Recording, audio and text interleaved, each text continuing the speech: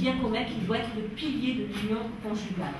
Un verset aussi qui a été un petit peu oublié, que j'appelle le verset oublié de l'héritage, où il représente un fondement de l'égalité dans l'héritage. On va voir après, si vous voulez, l'héritage de la moitié de l'homme, mais c'est un verset qui n'a pas été pris en considération. C'est un verset où il est dit les rijal nasib mimma taraka al-wildan wal aqrabuna wal nisa nasib mimma taraka al-walidan wal aqrabuna mimma qalla aw minhu aw kathura. Donc c'est un verset qui est d'une égalité incroyable entre al-nasib fi tarika. C'est un verset qu'on a un petit peu délaissé et on est parti dans les particularités des autres versets. Al-Qiwama. Alors Al-Qiwama, tout le monde connaît Al-Qiwama et tout le monde sort donc le verset de Al-Qiwama comme étant le verset qui donne donc la suprématie à l'homme. Al-Rijal qawwamina 'ala an-nisa bima faddala Allah ba'dahum 'ala ba'd wa bima anfaqu. Et donc ce verset-là, malheureusement, quand on parle de Qiwama, on parle que de cette Qiwama-là, alors qu'il y a d'autres versets qui parlent de Qiwama et qui ont été passés aussi inaperçus. Quand on parle de Ya ayyuhannas, Ya ayyuhalladhina amanu kunu qawwamina bil qist, il y a un autre verset qui parle de Kunu qawwamina bil qist.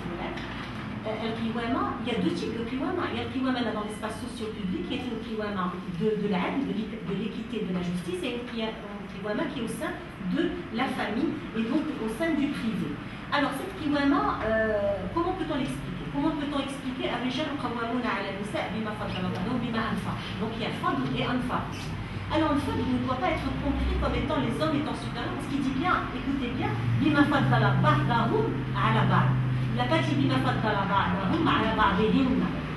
Donc c'est certains d'entre elles sont meilleurs que certains d'entre eux ou d'un ou d'eux. C'est-à-dire qu'il n'y a pas explicitement le fait que les hommes sont préférables. Donc il y a une préférence par rapport au Qiwama et il y a l'infaq. Alors là, c'est une philosophie qui est quand même très importante parce que c'est elle qui peut expliquer et qui peut nous faire comprendre toute la philosophie coranique. Vous devez savoir que les prédispositions coraniques par rapport au foyer conjugal, elles sont concentrées sur la responsabilité financière de l'homme au niveau du foyer conjugal. Responsabilité financière. Bima anfaq. Et bien tout simplement parce que le contexte de l'époque était ça.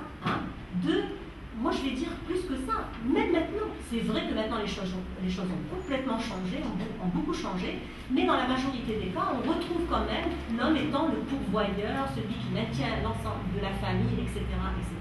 Donc il y a cette charge financière qui revient et qu'on peut comprendre nous comment? Comme étant une protection, une aide ou un soutien qu'on donne aux femmes, surtout dans les périodes de vulnérabilité. Vous savez, les femmes, elles ont des périodes de vulnérabilité physiologique, comme la grossesse, l'accouchement, l'allaitement, etc.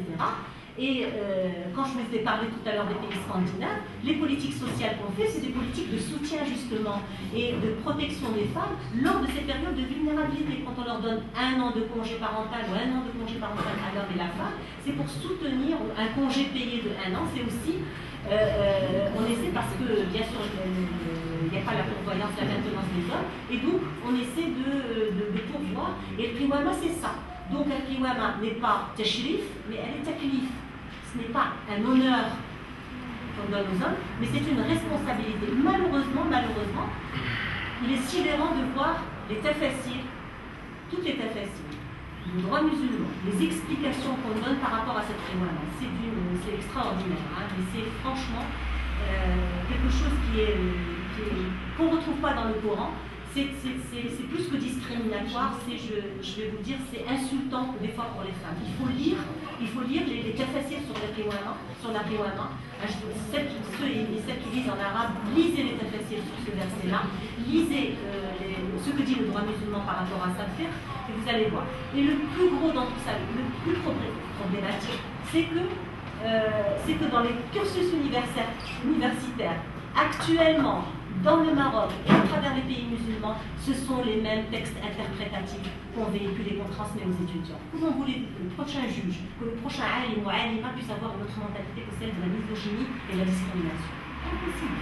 Impossible parce que nous avons le code de la Moudawana qui dit co-responsabilité et vous avez les ulama qui sont dans leur institution religieuse auxquelles on dit Alijal al-Qawwamoun parce que ce sont les plus forts, parce qu'il y a la capacité physique, parce que les femmes sont des êtres subalternes et toutes les aberrations qu'on a dans. Donc on n'avancera jamais tant qu'on n'a pas fait une réforme en parallèle par rapport à ça. Donc je passe parce qu'il y a trop de choses à dire et je vais trop m'attarder. Les droits égalitaires dans le divorce, c'est vrai que le code de la Moudawana a apporté un plus par rapport à ça. C'est quand même pas mal, mais bien sûr sur le plan de la réalité, on n'arrive pas à imaginer que le divorce soit égalitaire parce que le divorce a toujours été un droit unilatéral et même dans la Moudawana, c'est pas très clair par rapport à une certaine clause. Alors que dans le Coran, on retrouve pratique de divorce. Le divorce qui est stipulé par l'homme, le divorce qui est demandé par la femme, qui est le problème qui est connu, et le divorce par consentement mutuel, qui a toujours existé et qu'on a ressorti, lui aussi, après 14 siècles, في الشقاق فإن خفتم فحكموا من أهلها وإن خفتم شقاقا بينهما فحكموا من أهلها وحكموا من أهلها. Et comme a dit Mohamed Abdou dans le début, le divorce en islam doit être judiciaire, il doit être devant le juge. Il faut arrêter de parler de intimontal la c'est terminé, donc comme droit exclusif de l'homme, ça n'existe pas. Et comme en Arabie Saoudite, les divorces par SMS, c'est vraiment être. Ça ne fait vraiment pas, franchement, parce qu'on a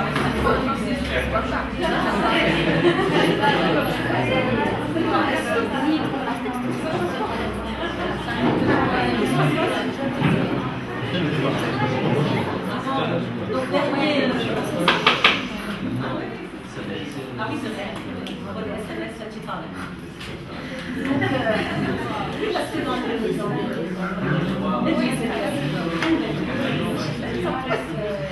c'est l'homme qui a le droit de divorce. Il suffit qu'il le dise 3 fois, bien sûr, c'est déjà. Et quand il le dit, c'est terminé. Alors que dans le Coran, c'est tout à fait le contraire.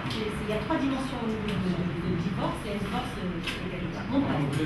L'égalité avec Facebook. C'est la même chose. Alors, avant de terminer, on va débattre après, si vous voulez. Je vous donne des données comme ça. Excusez-moi si c'est un petit peu faire fourre-tout.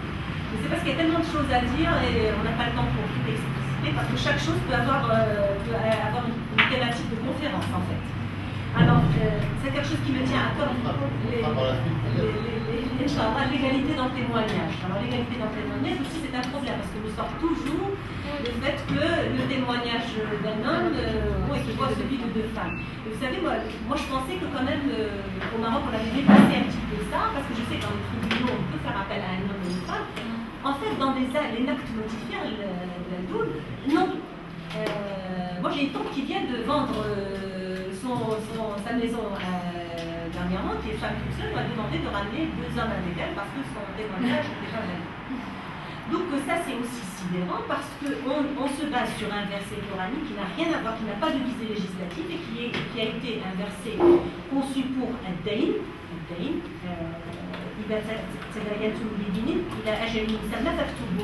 donc ça c'est, et même les ulémas, et même en Irak, certains juristes disent qu'il n'a pas de valeur, il a une valeur d'orientation, de conseil et pas une valeur de juridiction ou de législation. Par contre, on passe devant des versets qui sont très importants par rapport au témoignage, comme al-li'an dans l'adultère, le témoignage de la femme est strictement égal à celui de l'homme.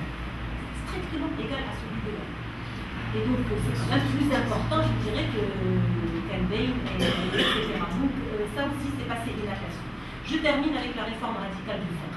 Alors, juste pour revenir à Sharia. Sharia, il y a deux notions de la Sharia. La première, qui a été depuis le début, c'est la voie. Sharia, c'est la voie.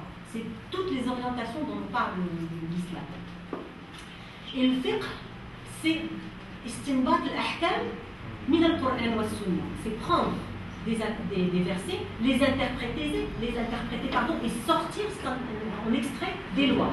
Donc ces lois-là, qui ont été extraites par des juristes qui sont des êtres humains et qui ont chacun, moi je ne vais pas critiquer tous ces juristes-là, ils ont justement pensé selon leur contexte.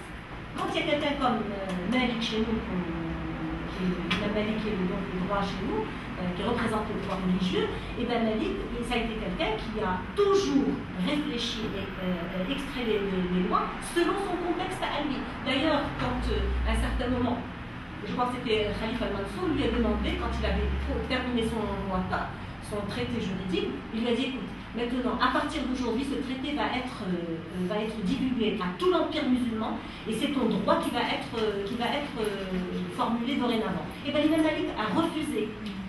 Tout simplement, il lui a dit, je ne peux pas, parce que chaque région a le droit d'avoir son droit. Il a compris que le fiqh n'était autre chose qu'une interprétation qui revient à un certain contexte. Et la confusion est là. La charia, elle est sacrée, oui, dans son orientation générale, dans la voie que nous montre Allah subhanahu wa ta'ala, même s'il y a certains qui ont délimité la charia à un code pénal.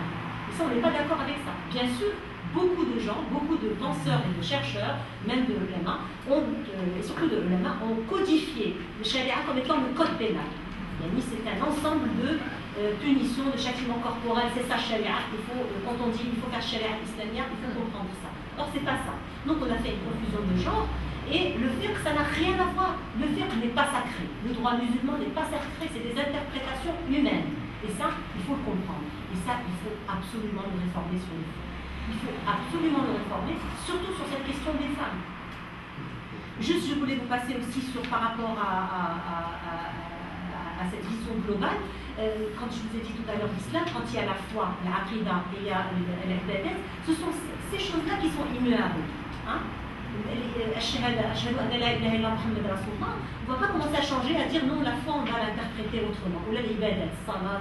Quoique, le hajj, des fois quand on a des périls, quand on a des dangers, on peut changer aussi salat aussi, on peut changer le qasr et tout ça, on peut faire des ijtihad. Mais en règle, ce sont des choses qui sont immuables. Par contre, tout l'autre volet, qui est celui de l'mu'amalat, et où rentrent toutes ces questions-là, entre autres les questions du divorce, les questions, et bien ce sont des latitudes qui ont été laissées ouvertes par le message spirituel pour que chaque contexte puisse donner justement son interprétation, puisse concilier justement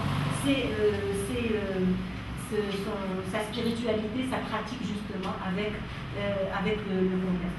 Dernier exemple de jurisprudence et de droit musulman erroné, le wali, qui a été heureusement dans notre code du statut marocain de wali, qui a été optionnel.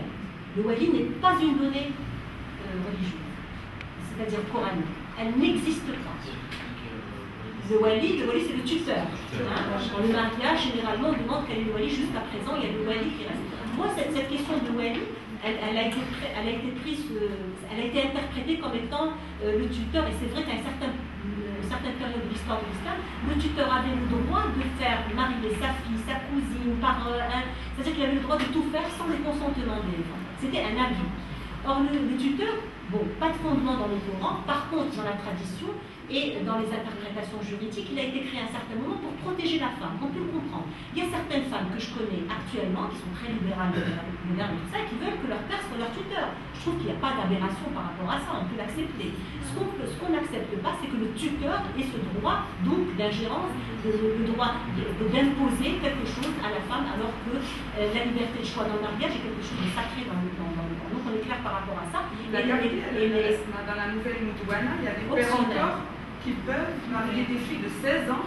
Oui, oui, c'est ça. C'est ce que j'ai dit au début. J'ai dit que le Moudouana c'était ça, mais sur la théorie, mais sur la pratique, on avait beaucoup de choses encore à refaire. Mais il faut dire que la formule qui a été faite, elle était assez intelligente. Le fait de laisser ça optionnel, c'est-à-dire chaque femme pouvait choisir, et ça fait partie de la liberté de choix aussi des femmes.